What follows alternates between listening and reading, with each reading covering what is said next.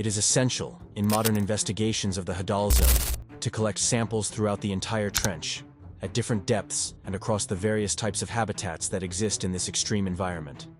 Some scientists and strategists are already raising an unsettling hypothesis. The next major global dispute may not begin in the sky or on land, but nearly 7 miles below the surface of the ocean. For decades, we believed that the Mariana Trench was simply a vast, dark void at the bottom of the sea. A silent place, lifeless and insignificant. But we were completely wrong. A recent mission into the deepest regions of the planet brought something to the surface that could change everything we know about life in the ocean. For a long time, no one even imagined that the ocean could hide structures so deep and complex. Now, scientists have begun to ask, why does this exist? What truly lives down there? This is not just about the discovery of a new fish or an unusual rock. What was found may represent a biological key capable of unlocking pathways to new forms of energy and revolutionary medical technologies. But there is an unsettling detail.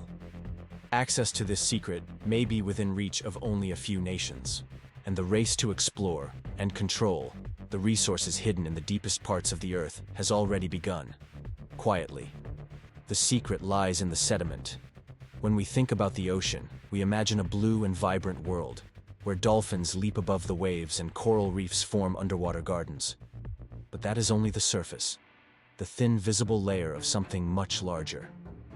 If we want to understand where the real story is unfolding, we need to go down, much deeper. But before we continue this journey into the depths, don't forget to like the video and subscribe to the channel. We are talking about Challenger Deep, the deepest known point in the oceans, a true scar in the Earth's crust that plunges nearly 7 miles toward the interior of the planet. To understand the scale, imagine taking Mount Everest and placing it inside this abyss. Even then, there would still be about 1 mile of water above its peak. For a long time, scientists believed this place was practically sterile. The region is completely dark, the temperature is close to freezing, and the pressure exceeds 1,000 times what we experience at the surface. It is a crushing force powerful enough to destroy a human body with ease. Even so, a scientific mission known as the Mira Project recently decided to investigate this environment much more closely. To do so, they sent to the depths a next-generation submersible called Fenduje. This was not just a simple exploration expedition. The submersible was designed to operate on the ocean floor like a kind of giant vacuum cleaner. For hours, it remained at the bottom of the trench, enduring the colossal weight of the water above it while collecting enormous amounts of sediment from the seabed. When those mud samples finally arrived in laboratories, scientists expected to find only rocks, minerals, and perhaps a few ordinary bacteria. But what appeared under the microscopes was something entirely different. Inside that dark mud existed a hidden universe. The samples contained more than 7,000 different types of microorganisms. And here is the most astonishing part. 90% of them were completely new to science. We had never seen them before. It was like discovering an alien planet right here on Earth. But it wasn't just the fact that they existed. It was what they were doing that left everyone stunned. These tiny organisms were thriving in conditions that should have destroyed them. They consumed toxic chemicals as if they were breakfast. They survived pressures capable of bending steel. It turns out these microbes have a superpower. They possess a biological shield that repairs their DNA the instant it becomes damaged. Think about that for a moment. In our world, damage leads to aging and death. Down there, these creatures simply repair themselves and keep existing. This discovery is not just an interesting fact for a textbook. It is a blueprint for biological engineering. If we can understand how they do this, we could be looking at a revolution that would make the discovery of electricity seem small. But there is a problem. You cannot simply go down there with a bucket and collect this material. Technically, this is the most difficult environment on the planet to access. Even so, one nation has already mapped it better than anyone else. While the rest of the world was distracted by politics at the surface, this mission collected 15 times more data than any previous attempt in the deep ocean. They didn't just find microbes.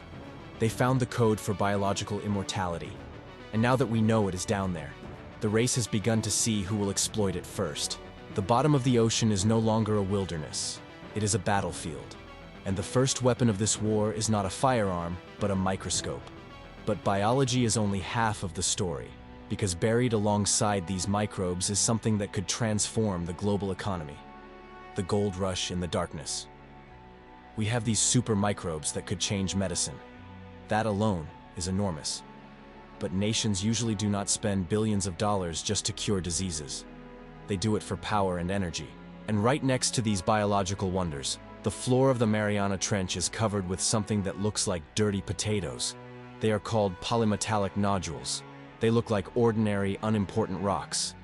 But if you break one open, you are looking at the future of technology. These nodules are packed with cobalt, nickel, copper, and manganese. If you own an electric car, a smartphone, or a laptop, you need these metals.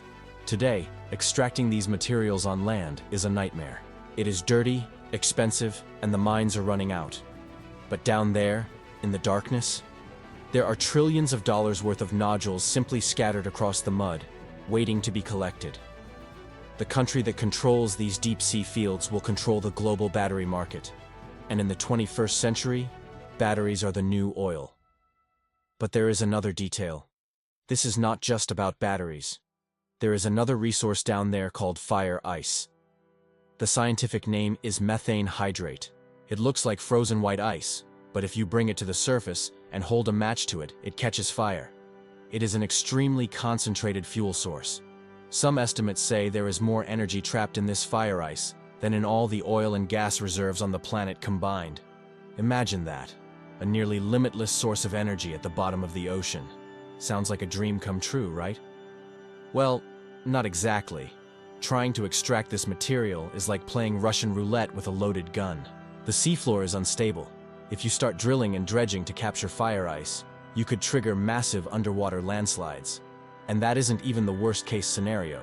If we disturb these deposits in the wrong way, we could release enormous clouds of methane gas. Methane is a greenhouse gas about 80 times more powerful than carbon dioxide. If a massive methane release escaped from the trench, it would rise through the water and reach the atmosphere, accelerating climate change practically overnight. We are talking about a climate bomb that could explode if a drill hits the wrong spot.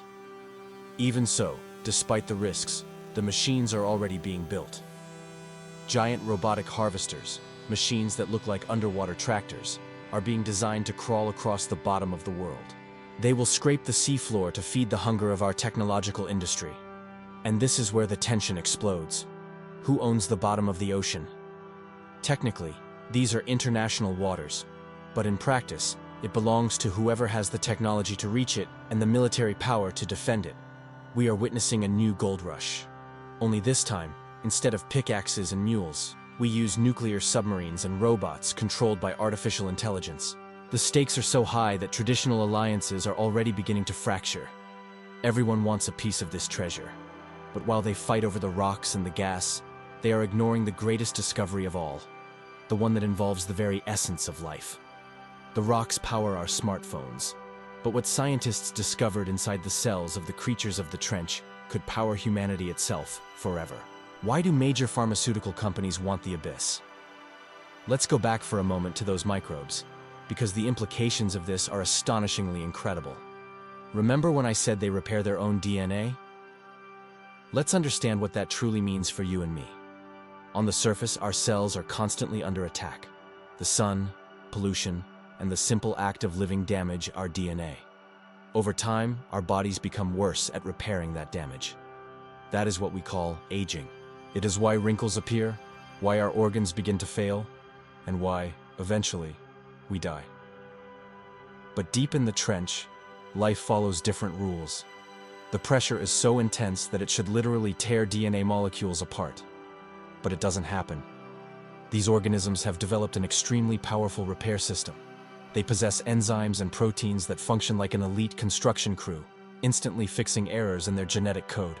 Biotechnology and pharmaceutical companies are looking at this and seeing the signs of billions of dollars. If we can harvest those enzymes and adapt them for humans, we could theoretically prevent cells from deteriorating. We are talking about treatments that could stop cancer before it ever has the chance to take hold. We are talking about slowing the aging process until it nearly stops. It sounds like science fiction, but the blueprint is already there. And this is not just about medicine. It also affects industry. The creatures down there have soft bodies, like the Hadal snailfish. It looks like a ghostly tadpole. It has no rigid bones because bones would snap under that pressure. Instead, its body is filled with a special molecule that prevents its cells from collapsing. Engineers are studying this to create new materials. Imagine a submarine hull or a spacecraft that mimics the structure of a deep-sea fish. Flexible, self-repairing, and impossible to crush. The military applications are endless. You could build drones capable of diving deeper than radar can track and remaining there for months, powered by the environment itself. That is why the data from the MIR project was so important. When they released part of that genetic information, it was like handing out a treasure map. Now laboratories all over the world are trying to synthesize those proteins. But this raises a massive ethical question. If one country cracks the code for anti-aging or supermaterials using resources from international waters, do they share it? Or do they keep it to themselves? History suggests they will keep it, and that is why the presence in the region is increasing. It is no longer just about exploration. It is about occupation. We are witnessing a shift from "let's look" to "let's stay." And the plans for the future are absolutely insane. They are no longer just visiting the bottom. Now, a superpower is building a permanent base to live down there. The new Cold War is wet. We are watching the construction of a new kind of empire. For the past 50 years, the United States has been the dominant force in the Pacific. But the game has changed. The approach to the Mariana Trench has split into two very different strategies. On one side, you have the United States. Their approach has largely been conservation and mapping. They declared the trench a national monument. They send ships like the Okeanos Explorer to map the seabed and broadcast the footage to the public. It is open, scientific, and transparent. They want to protect the area and understand it before destroying it. It is the morally superior position. But on the other side, you have China, adopting a much more aggressive industrial approach. They are not just mapping, they are planning to settle there. Reports indicate plans for a deep-sea station. Think of it as the International Space Station, except placed thousands of feet below the ocean's surface. The concept is a permanent base where crews could live for weeks while conducting research and mining tests. This is not just a loose idea. Components are already being developed, and they are not relying only on humans. The strategy involves swarms of AI-guided robotic gliders. Instead of sending one massive and extremely expensive submarine, you send hundreds of small, inexpensive drones. They communicate with each other, map the terrain, and hunt for resources. If one breaks, it doesn't matter. You still have the other 99. This is a strategic nightmare for rival nations. If a country deploys a permanent network of acoustic sensors and a swarm of drones in the deep ocean, it can hear everything. It could track every submarine, every ship, and every movement across the Pacific. The Mariana Trench becomes a listening post for half the planet. This is the new Cold War. It is silent, it is dark, and it is happening under crushing pressure. The nation that masters the technology to operate down there wins the century. It becomes a race for the best materials, the best artificial intelligence, and the best batteries. And guess where the materials for those batteries are located? Right there, on the ocean floor. It becomes a self-reinforcing cycle. You need the trench to build the technology that allows you to dominate the trench. But while the superpowers stare at each other through periscopes, something else is happening down there that almost nobody is talking about. Something that connects the bottom of our ocean to the darkest corners of space. The trench is not just a mine, it is a training ground for the most ambitious mission in human history. The final frontier is here. This is where things become cosmic. NASA is following these deep-sea discoveries with the same attention as the military, perhaps even more. Why? Because the Mariana Trench is the closest thing we have to an alien world without leaving our own gravity well. We are actively planning missions to Europa, the moon of Jupiter, and to Enceladus, the moon of Saturn. Both of these celestial bodies are covered by miles of ice. But beneath that frozen crust, we are almost certain there are enormous, turbulent liquid oceans. And in those oceans, there is no sunlight. There is only pressure, chemical heat, and darkness. If life exists there, it will have to resemble exactly the life we just discovered in the Mariana Trench. Microbes that feed on pure chemicals. fish that survive crushing pressure that would flatten a tank. This is the ultimate blueprint for extraterrestrial life. By studying the creatures of the trench, we are learning how to hunt for aliens. The robots being tested today in the Pacific are the prototypes of the robots that will swim through Europa's oceans 20 years from now. But limiting our imagination to microbes may be our biggest mistake. This leads us to the shadow biosphere theory. For decades, biology assumed that all life on Earth shares a common ancestry and the same DNA structure. But the trench challenges that arrogance. What if there is a second genesis of life down there? Life that does not use DNA as we know it. Life that thrives on arsenic or silicon instead of carbon. Some theorists suggest that the bizarre gelatinous structures seen by deep-sea exploration vehicles are not merely animals, but biological colonies operating on a completely different evolutionary tree. Perhaps we have been searching for little green men in the sky while an entirely different intelligent biology has been swimming beneath our feet for 4 billion years. And then there is the sound. The ocean is not silent. It is a cacophony of clicks, whistles, and roars. But in the deep sea, there are sounds that defy explanation. In the late 1990s, the NOAA recorded the bloop, an ultra-low frequency sound so powerful that it was detected by sensors thousands of miles apart. Scientists eventually said it was an icequake, but the acoustic signature was disturbingly organic. This leads us to one of the wildest and most unsettling theories, that the trench is not just a habitat, but a hiding place. Cryptozoologists and alternative oceanographers have long speculated that the crushing pressure of the deep ocean acts as a shield. We assume that prehistoric giants, such as the megalodon or even older, unnamed leviathans, disappeared ages ago. But in an ecosystem that has barely changed for 100 million years, why would they have died out? The phenomenon of deep-sea gigantism is real. Squid grow to the size of school buses down there. It is not unreasonable to imagine that truly massive apex predators may have migrated into the crushing darkness to escape the extinction events that wiped out life at the surface. They could be there right now, moving slowly across the mud, invisible to our tiny spotlights, listening to the hum of our propellers. But if they are not monsters, it could be something perhaps even worse. Us. The connection to the stars brings us back to a sad and militarized reality here on Earth. While NASA searches for biology, the Pentagon searches for invisibility. The Wild West of the ocean floor is the perfect place to hide the ultimate doomsday device. There are theories suggesting that the major superpowers are not just mapping the seabed for mining. They are building autonomous, unmanned stations. If you can hide a nuclear drone inside a trench nearly 7 miles deep, you gain a second strike capability that no satellite can detect and no torpedo can reach. The strange sonar gaps and the metallic shadows occasionally detected by deep-sea scanners might not be geography at all. They might be forward bases for a war that has not even begun yet. This race to militarize and monetize the abyss brings us to its most dangerous aspect, the biological Pandora's box. We are searching for untouched life, but perhaps we have already ruined it. During one of the deepest dives ever recorded, a robotic module touched the seafloor at Challenger Deep. It was a moment of triumph. But when the cameras turned on, do you know what they saw? A beer bottle. Even deeper, they found a plastic bag. We turned the most remote place on the planet into a garbage dump before we even finished exploring it. Microplastics have already been found inside the stomachs of amphipods living nearly 7 miles beneath the ocean's surface. These creatures survived meteor impacts and ice ages, yet they are now choking on our trash. But pollution may trigger a reaction we are not prepared to face. The sediment at the bottom of the trench is a time capsule.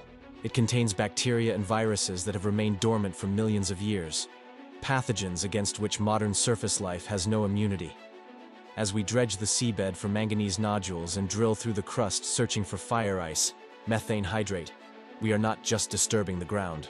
We may be waking the dead. There is a real and not insignificant chance that the next global pandemic will not come from a wet market or a laboratory, but will be pulled from the abyss, clinging to the hull of a mining ship. That is the double-edged sword. We have the technology to find miracles down there. Cancer treatments derived from the unique proteins of deep-sea creatures, nearly limitless energy from methane reserves, and clues that may help us understand the universe itself. But that same technology allows us to pollute and destroy faster than ever before. We are acting like looters in a library, burning the books just to see better in the dark. Some of the boldest theories suggest that bioluminescence in the deep sea is not only used for hunting, but also for communication. That the vast network of glowing life forms may function like a planetary neural network, a collective mind that we are poking with sticks. If the deep ocean were a single coherent organism, how long would it take before it reacts to the infection that is humanity? So, we face a choice. The Mariana Trench has just shown us that it is not empty. It is full of power, a deep kind of power that changes history. But will we treat it as a temple of knowledge, or as a gas station waiting to be looted? The silence of the abyss is over. The machines are arriving. And what happens down there in the next 10 years will echo back to the surface and affect every one of us.